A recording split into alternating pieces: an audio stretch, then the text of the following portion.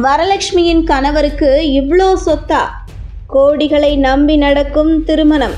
தமிழ் திரை உலகில் முன்னணி நடிகர்களாக திகழ்ந்த சுப்ரீம் ஸ்டார் சரத்குமாரின் மூத்த மனைவி சாயாதேவிக்கு பிறந்த வரலட்சுமி தென்னிந்திய திரை உலகில் நடிகையாக வலம் வந்து கொண்டிருக்கிறார்.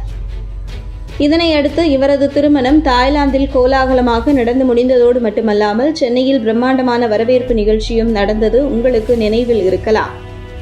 தமிழ் திரையுலகில் போடா போடி திரைப்படத்தின் மூலம் அறிமுகமான வரலட்சுமி மும்பையைச் சேர்ந்த ஆர்ட் கேலரிஸ்ட் நிக்கோலாய் சச்தேவை காதலித்து பெற்றோர்கள் சம்மதத்தோடு திருமணம் செய்து கொண்டார்.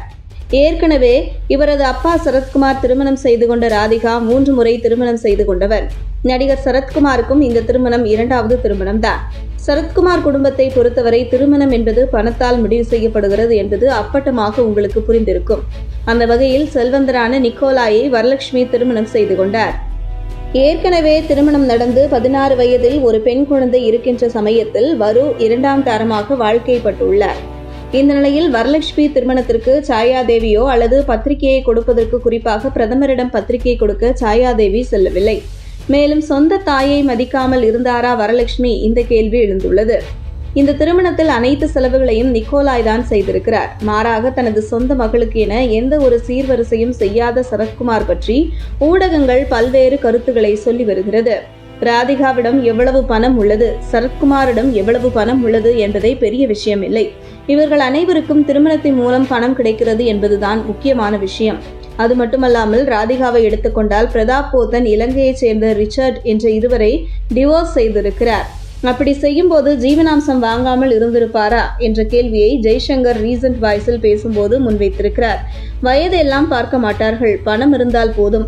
திருமணம் என்ற மனோபாவத்தில் செயல்படக்கூடிய இந்த நடிகைகள் சாதாரண மனிதர்களை விரும்பி திருமணம் செய்து கொண்டிருக்கிறார்களா என்ற கேள்வியையும் வைத்திருக்கிறார். மேலும் சினிமா துறையில் இருக்கக்கூடிய நடிகர் மற்றும் நடிகைகளை பொறுத்தவரை காதலித்து திருமணம் செய்து கொள்வது வாழ்க்கை நீடித்து நிலைப்பதில்லை என்று சொல்லி இருக்கக்கூடிய இவர் தனுஷ் மற்றும் ஐஸ்வர்யாவின் விவாகரத்தையும் சுட்டிக்காட்டியிருக்கிறார். மருதாணி வைக்கக்கூடிய ஒரு சாதாரண நிகழ்வை மெகந்தி கொட்டாட்டமாக 1 கோடிகளை செலவு செய்து குத்தாட்டம் போட்டு விளம்பரப்படுத்தி இருப்பதை பார்த்து இந்த திருமணம் நிலைத்திருந்தால் சந்தோஷம்தான் என்ற கருத்தை முன்வைத்திருக்கிறார். மேலும் நடிகர் சங்க விவகாரத்தில் நடந்த அவமானங்களை எடுத்துதான் நடிகர் விஷாலை வரலட்சுமி பிரேக்கப் செய்தார். எனினும் நடந்து முடிந்த திருமணத்திற்கும் வாழ்த்துக்களை தெரிவித்திருக்கிறார் என்பது போன்ற தகவலும் வெளியானது உங்களுக்கு தெரிந்திருக்கலாம். இதையெல்லாம் ஒட்டுமொத்தமாக கூட்டி கழித்து பார்த்தால் இவர்களெல்லாம் ஒரு மனிதர்களா என்று கேட்க தோன்றும். இப்போது இந்த விஷயமானது இணையத்தில் வைரலாக பரவி ரசிகர்களின் மத்தியில் பேசும் பொருளாகிவிட்டது.